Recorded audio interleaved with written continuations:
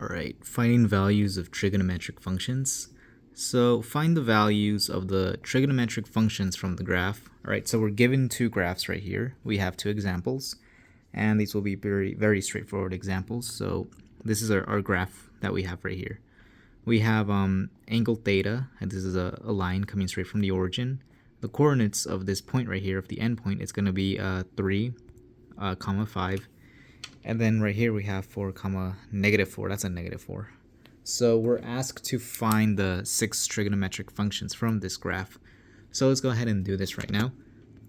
So what are our 6 trigonometric functions?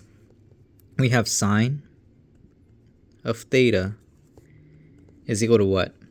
It's going to be y over r, right? Y is going to be your y coordinate, r is going to be your radius. We will find our radius soon. So y equals y over r. Y equals y over r.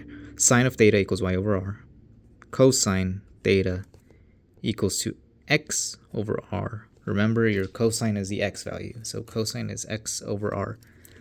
Tangent of theta is just y over x, right? Sine over cosine. Let's see what else. We have a cosecant of theta is equal to r over y, right? Cosecant of theta is equal to r over y. Basically the reciprocal of sine of theta. We have secant of theta is equal to r over x, right? Secant of theta is equal to r over x. The reciprocal of cosine of theta. We have cotangent of theta is also just a reciprocal of tangent, which is x over y. So knowing this information, we can go ahead and solve this problem that we're given here. So let's go ahead and find r first. So r is equal to, what is r equal to? It is equal to the square root of x squared plus y squared. So r is equal to x squared plus y squared. All right, let's go ahead and find our radius now. So this is equal to the square root of 3 squared. Our x value is 3. So 3 squared is going to be 9.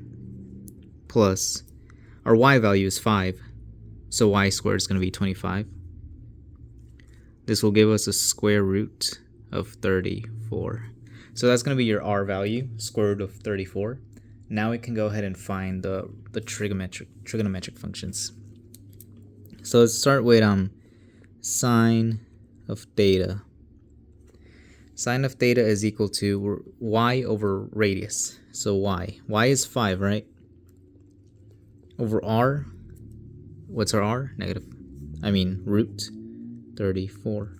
We're not going to rationalize here. We're just going to leave it as it is. You can rationalize if you want, but right now we're just going to leave it as it is. So sine of theta equals to 5 over root 34. We found our first trigonometric function value. Oops. So now we're good. Let's go ahead and find cosine. Cosine theta is equal to, what's cosine equal to? X over r. X is 3 over r is root 34. So we found cosine theta already. Let's go ahead and find tangent, which this one's easy. It's just y over x. Y is 5, x is 3. 5 over 3. That is tangent of theta. Oops. Alright, sorry. Tangent of theta. Let us go ahead and now find cosecant of theta is equal to, what's cosecant of theta equal to? R over y. R is root 34. Y is 5. So it's basically just a reciprocal of sine.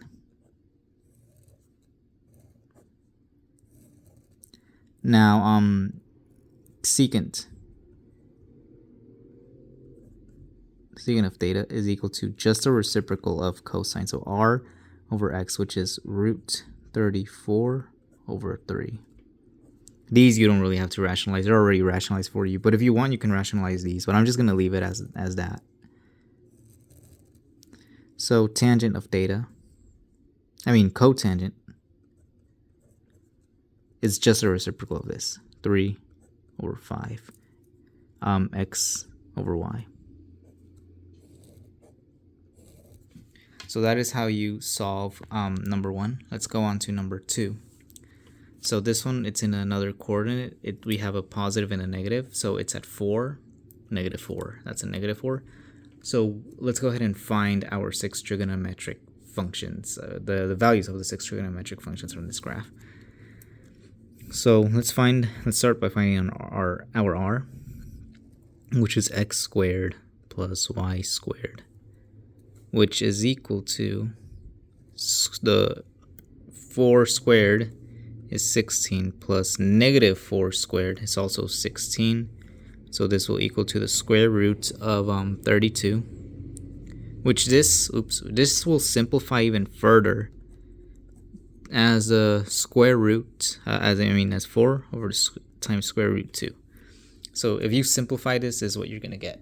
All right, so let's go ahead and find our 6 trigonometric functions. The values of the 6 trigonometric functions. We have sine of theta is equal to y over r. What's our y?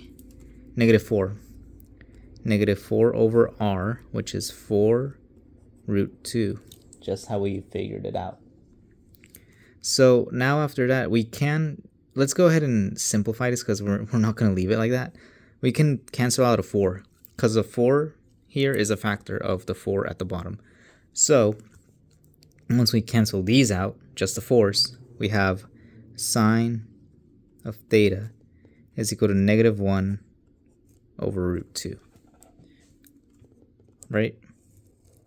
Once we cancel that out. Let's go ahead and find cosine. Cosine theta is equal to x over r, right? X is 4 over r is 4 root 2. Again, cancel these out. You're left with cosine theta is equal to 1 over root 2. Again, you can rationalize if you want, but I'm just going to leave it like that just for the sake of time. Now we found cosine. Now tangent. Let's put tangent right here.